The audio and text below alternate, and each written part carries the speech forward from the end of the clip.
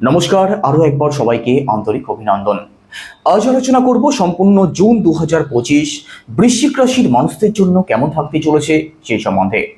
সম্পূর্ণ জুন মাসে নবগ্রহ কোথায় ট্রানজিট করবেন, কোথায় কোথায় দৃষ্টি ফেলবেন, কোন কোন গ্রহ রাশি পরিবর্তন করবেন, আর তার উপর নির্ভর করে আপনাদের স্বাস্থ্য, আপনাদের পরিবার, আপনাদের ভাগ্য, কর্মসন্তান, দাম্পত্য জীবন প্রতিটা বিষয়কে ডিটেলস আলোচনা করব according to house, according to planet.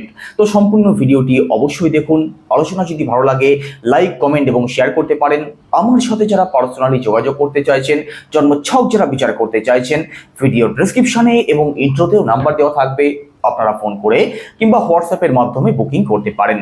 তো চলুন প্রথমেই দেখে নেওয়া যাক জুন মাসের একদম শুরুতেই আপনাদের রাশিতে নবগ্রহ কোথায় ট্রানজিট করছেন। আপনাদের 4th হাউসে অবস্থান করছেন রাহু, আপনাদের পঞ্চম ভাবে কর্মফলদাতা শনিদেব, আপনাদের ষষ্ঠ ভাবে শুক্র গ্রহ, সপ্তম ভাবে রবি এবং বুধ, আপনাদের অষ্টম ভাবে অবস্থান করছেন দেবগুরু বৃহস্পতি, নবম ভাবে মঙ্গল গ্রহ, আর দশম ভাবে অবস্থান করছেন কেতু গ্রহ। তো চলুন আলোচনা শুরু করা যাক। প্রথমেই স্বাস্থ্য দিয়ে শুরু করব। আপনাদের রাশির লর্ডকে, আপনাদের রাশির লর্ড মঙ্গল গ্রহ আপনাদের দশম ভাবে নিচস্থ রয়েছেন, তবে পরিবর্তন করবেন কবে? 7ই জুন। 7ই জুনের পরবর্তী সময় মঙ্গল আপনাদের একাদশ ভাবে কেতুর সাথে অবস্থান করবেন। দশম ভাবে একাদশ ভাবে মঙ্গলের অবস্থান তো ভালো থাকছে, তবে দেখুন মঙ্গল যেহেতু কেতুর সাথে অবস্থান করবেন, মানসিক দিক থেকে একটু প্রেশার, একটু হেডেক কিন্তু আপনাদের মধ্যে থাকবে। এই দিক থেকে একটু সিরিয়াস থাকবেন। তবে সম্পূর্ণ জুন মাসের মধ্যে মেজর কোনো শারীরিক ইস্যুর সম্ভাবনা থাকবে না। তবে একটা সমস্যাও থাকছে। কোন কোন দিক থেকে?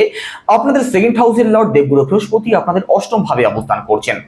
তো চোখ কান গলা সংক্রান্ত ছোটখাটো প্রবলেম আপনাদের ফেস করতে হতে পারে। এখানেই শেষ নয়, আপনাদের সপ্তম ভাবের লর্ড শুক্র গ্রহ ষষ্ঠ ভাবে অবস্থান করছেন, আর ষষ্ঠ ভাবে শুক্রের অবস্থান ভালো থাকবে না। তো কি প্রবলেম হতে পারে? কোমরের দিক থেকে কিন্তু একটু প্রবলেম আপনাদের ফেস করতে হতে পারে, তবে এটা কিন্তু মেজর কোনো ইস্যু একদমই নয়। এবার পরিবার, 2nd হাউস থেকে পরিবারকে বিচার করা হয়। আপনাদের 2nd হাউসের লর্ডকে, আপনাদের 2nd হাউসের লর্ড দেবগুরু বৃহস্পতি কোথায় ট্রানজিট করছেন? সেই অষ্টম ভাবে অবস্থান করছেন। অষ্টম ভাবে দেবগুরু বৃহস্পতির অবস্থান কোনোভাবেই ভালো থাকবে না। তো পারিবারিক দিক থেকে একটু সিরিয়াস থাকার চেষ্টা করবেন। পারিবারিক দিক থেকে ছোট কিছু প্রবলেম যদি তৈরি হয়েও থাকে সেটাকে অ্যাভয়েড করার চেষ্টা করবেন। দেবগুরু বৃহস্পতি যে শুধু অষ্টম ভাবে অবস্থান করছেন এটাই কিন্তু শেষ কথা নয়, রাহুর পঞ্চম দৃষ্টিও পড়বে দেবগুরু বৃহস্পতির ওপরে। তো পারিবারিক দিক থেকে ছোটখাটো প্রবলেম তৈরি হতে পারে। একই সাথে 2nd হাউস থেকে আমাদের ফিনান্স, আমাদের ব্যাংক ব্যালেন্স, আমাদের সেভিংস, এই সমস্ত দিকগুলোকেও বিচার করা হয়। তো এখানে কিন্তু খরচের মানসিকতা আপনাদের মধ্যে থাকতে পারে। অর্থনৈতিক দিক থেকে একটু টেনশন, একটু হেডেক আপনাদের মধ্যে পরবর্তী 1 বছর কিন্তু থাকবে। একই সাথে আপনাদের কথা বলা, আপনাদের খাওয়া দাওয়ার দিক থেকেও একটু কন্ট্রোল রাখার চেষ্টা করবেন। দেবগুরু বৃহস্পতি যেহেতু আপনাদের অষ্টম ভাবে প্রবেশ করেছেন, মেদ কিন্তু আপনাদের বাড়তে পারে, অর্থাৎ ফ্যাট আপনাদের ইনক্রিজ হতে পারে। তো নিজের খাওয়া দাওয়ার প্রতি একটু কন্ট্রোল রাখার চেষ্টা করবেন। দেবগুরু আমাদের পেটেরও কারক। দেবগুরু যেহেতু অষ্টম ভাবে অবস্থান করছেন, লিভার স্টমাক সংক্রান্ত প্রবলেম কিন্তু দেখা দেওয়ার একটা সম্ভাবনা থাকবে। গ্যাস, অ্যাসিডিটি, বদহজম এই সংক্রান্ত প্রবলেম আপনাদের ফেস করতে হতে পারে। বিশেষ করে যাদের সুগার আছে, যাদের ডায়াবেটিস আছে, আপনাদের কিন্তু বিশেষভাবে সিরিয়াস থাকতেই হবে। একই সাথে 3rd হাউসের কথা যদি বলা হয় সেক্ষেত্রে 3rd হাউসের লর্ড কর্মফলদাতা শনিদেব, আর শনিদেব আপনাদের পঞ্চম ভাবে দেবগুরু বৃহস্পতির ঘরে অবস্থান করছেন। তো দেবগুরু বৃহস্পতির ঘরে শনিদেবের অবস্থান ভালোই থাকবে। তো অনলাইন কাজ যারা করেন, সোশ্যাল মিডিয়ার সাথে যারা যুক্ত আছেন, আপনাদের জন্য ভালো সময় থাকবে। আপনাদের মধ্যে সাহস থাকবে, আপনাদের মধ্যে আত্মবিশ্বাস থাকবে, পরিশ্রমী মানসিকতা আপনাদের মধ্যে থাকবে। পরিশ্রম করলে পরিশ্রমের ফলও আপনি অবশ্যই পাবেন। ছোট ভাই বোন, কাছের আত্মীয় স্বজন, পাড়া প্রতিবেশী, এদের সাথে সম্পর্কের বেটারমেন্ট হওয়ারও সম্ভাবনা থাকবে। একই সাথে দেখুন শর্ট ট্রাভেলও কিন্তু আপনাদের হতে পারে। এবার প্রপার্টি, 4th হাউস থেকে প্রপার্টিকে বিচার করা হয়। 4th হাউসের লর্ডও শনিদেব, আর শনিদেব আপনাদের পঞ্চম ভাবে অবস্থান করছেন। প্রপার্টির দিক থেকে সাপোর্ট কিন্তু আপনি পাবেন, তবে 4th হাউসে রাহু অবস্থান করছেন। প্রপার্টি সংক্রান্ত যে কোনো সিদ্ধান্ত একটু ভাবনা চিন্তা করে তবেই নেওয়ার চেষ্টা করবেন।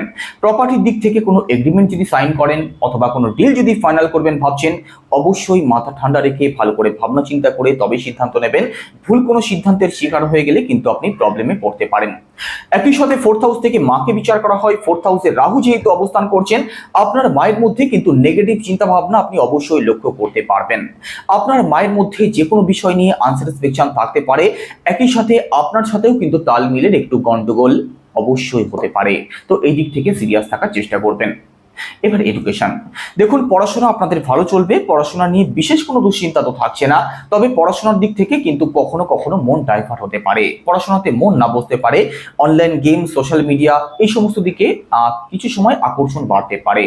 এই দিক থেকে একটু সিরিয়াস থাকার চেষ্টা করুন। কোনো এক্সাম যদি থাকে ভালো ফল করতে পারবেন, সে বিষয়ে কোনো সন্দেহ থাকছে না, কারণ দেবগুরু বৃহস্পতির ঘরে যেহেতু শনিদেব অবস্থান করছেন, পড়াশোনার প্রতি তো সিরিয়াসনেস আপনাদের মধ্যে থাকবে, তবে কখনো কখনো কিন্তু এটা ডাইভার্টও হবে, এই দিক থেকে সিরিয়াস থাকবেন। এবার রিলেশন, পঞ্চম ভাব থেকে রিলেশনকে বিচার করা হয়। পঞ্চম ভাবের লর্ডকে, আপনাদের পঞ্চম ভাবের লর্ড দেবগুরু বৃহস্পতি, দেবগুরু বৃহস্পতি আপনাদের অষ্টম ভাবে অবস্থান করছেন। আর অষ্টম ভাবে দেবগুরু বৃহস্পতির অবস্থান যে ভালো থাকবে না সেটা তো প্রথমেই বলেছি। দেখুন কোনো পজিটিভ নেগেটিভ নয়, এক্স্যাক্ট যে ফল আপনাদের প্রাপ্তি হতে পারে সেটাই আলোচনা করছি।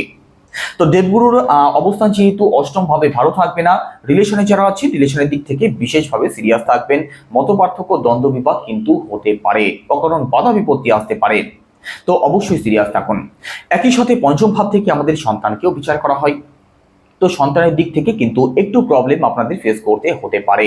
ফ্যামিলি প্ল্যানিং যারা করছেন আপনাদের ফ্যামিলি প্ল্যানিং একটু ডিলে হওয়ার সম্ভাবনা থাকবে, তো সন্তানের দিক থেকেও একটু সিরিয়াস থাকার চেষ্টা আপনাদের করতে হবে বৃশ্চিক রাশির মানুষেরা আছেন। একই সাথে দাম্পত্য জীবনের কথা যদি বলা হয়, সপ্তম ভাব থেকে দাম্পত্য জীবনকে বিচার করা হয়। আপনাদের সপ্তম ভাবের লর্ডকে শুক্র গ্রহ কোথায় অবস্থান করছেন? মঙ্গলের ঘরে, অর্থাৎ আপনাদের ষষ্ঠ ভাবে অবস্থান করছেন। আর ষষ্ঠ ভাবে কিন্তু এখানে শুক্রের অবস্থানও ভালো থাকবে না। ষষ্ঠ ভাব থেকে কোন কোন দিকে বিচার করা হয়? ষষ্ঠ ভাব থেকে আমাদের ঋণ, রোগ এবং শত্রুকে বিচার করা হয়। ষষ্ঠ ভাবকে ত্রিক ভাব মনে করা হয়। আর সম্পূর্ণ জুন মাসের মধ্যে শুক্রের কিন্তু কোনো রাশি পরিবর্তন হবে না। তো এখানে ষষ্ঠ ভাবে শুক্রের অবস্থান যেহেতু ভালো থাকবে না, দাম্পত্য জীবনের দিক থেকে সিরিয়াস থাকুন। দাম্পত্য জীবনে কিন্তু ঝগড়া অশান্তি হওয়ার একটা সম্ভাবনা তৈরি হবে।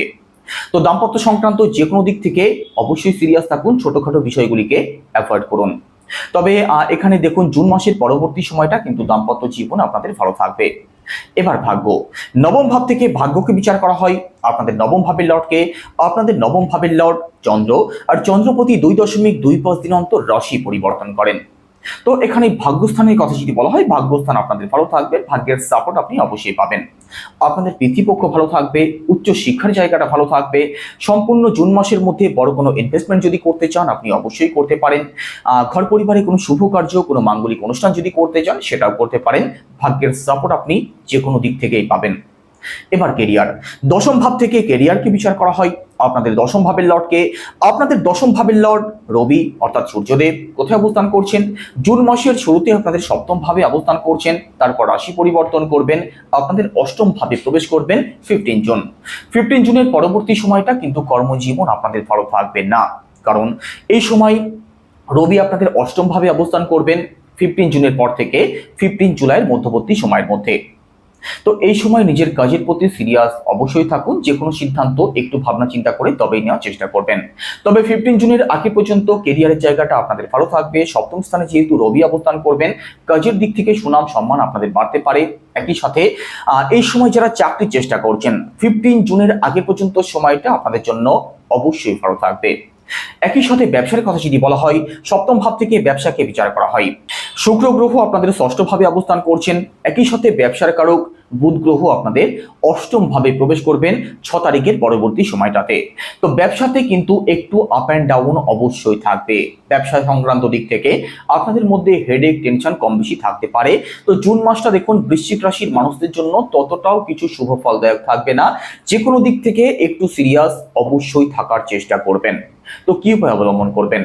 প্রথমত শুক্রের বীজ মন্ত্র জপ করুন, সেটা কি ওম দ্রাম দ্রিম দ্রমসা শুক্রায় নমঃ, রোজ 108 বার।